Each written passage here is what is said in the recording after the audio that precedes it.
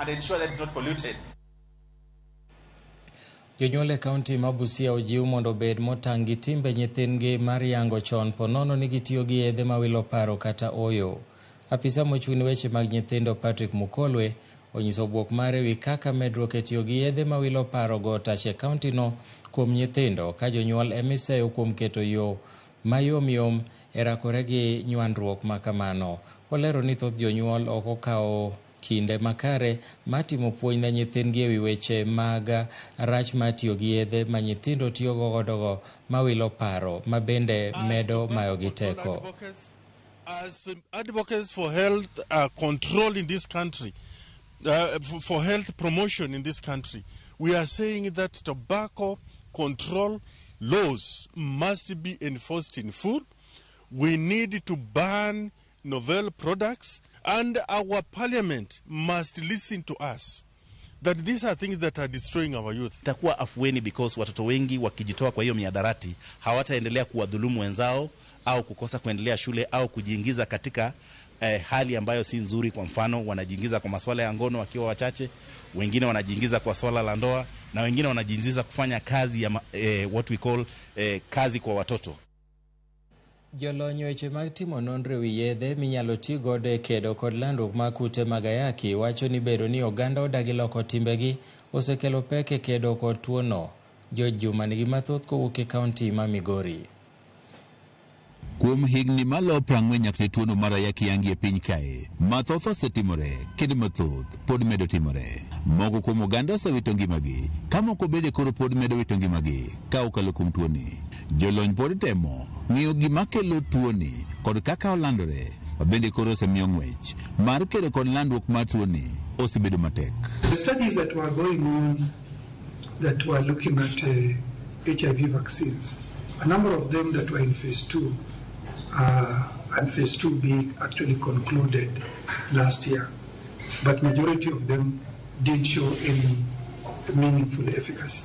So we as scientists globally are looking at new strategies of ensuring that we relook at what we are calling broadly neutralizing antibodies. Eiga mar 1987 yath mokwongo mar duoko piny teko mag kutego mag ayaki ma ong'ere kaka ARVs ne olosi, kabedi machielo ne olosi higa mar 1996. Biro mar yedhegi mag ARVs e kinde mar hignigo mag 89 osekonyo e kedo kod landruok mag kutego mag ayaki kendo duoko piny thoge ma ikelo kod tuoni. Okenge mathoth bende oseketi kendo pod imedo keto e kedo kod landruok kaachiel kod thiedho tuono mar ayaki e piny Kenya kod piny mangima. There are now quite a multiplicity of HIV prevention strategies that are available. And again, we need to communicate these strategies to the public so that they know where to get these commodities and how to access these commodities. Tiyo kod raboyunga, tiyo kod yedhego mageng'o ng'ato mondo koro kik gam kutego mag ayaki ma ong'ere kaka PrEP, mano mar PEP, gin moko kuom okenge ma oseyudo ni koro konyo e kedo kod landruok mar tuoni. Ngire Omwonzala men jalony e wechego mag manyo yedhego mag geng'o landruok mag kutego mag ayaki wach ni yoregi moseyudore mar geng'o landruok mag kutego mag ayaki nyalo konyo e kedo kod landruok mag kutegi mag ayaki. Kata kamano, bedo ni oganda koro dagi loko timbegi emomiyo koro kedo kod tuoni osebedo mapek. The whole problem is where? Education, behavior more. That's where the problem lies. Because to take care of this is an individual.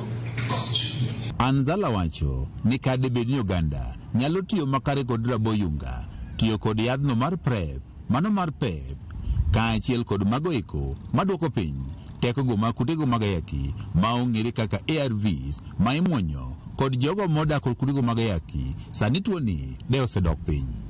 Prevention of, mother to child, issues of early testing, issues of ensuring that you are put on treatment as early as possible, issues of regular screening just to be able to know your viral load so that you can actually be managed adequately. Jolony pod dhi nyime kod manyo yedhego manyalo konyo e geng'o e gamo kaachiel kod landruok mag kutego mag ayaki. Kata kamano, Giwach ni kata magi koyudi to koro tuoni pod nyalo mana dhi nyime kod mako kaachiel kod inyo oganda poni oganda okoloko timbegi.